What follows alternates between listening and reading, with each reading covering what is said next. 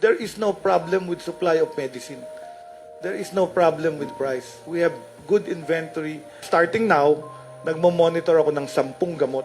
I decided to monitor anti-hypertensive, anti-diabetes, anti-cholesterol, antibiotic, at saka iba pa.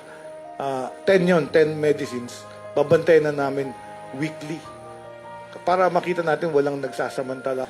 Our problem is what happens to the price if the companies abroad start charging for the transport. Kasi I don't think most of the medicines are not affected naman by products from petroleum.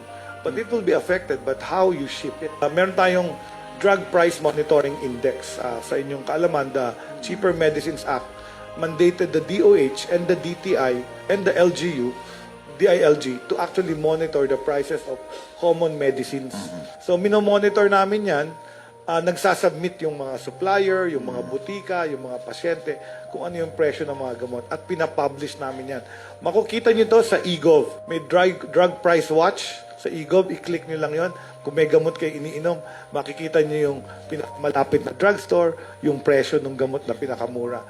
Yung mga non-communicable diseases, yung TB, yung mga ating mga problematic na cases, yun ang mas tututukan natin ang products na hindi natin itataas.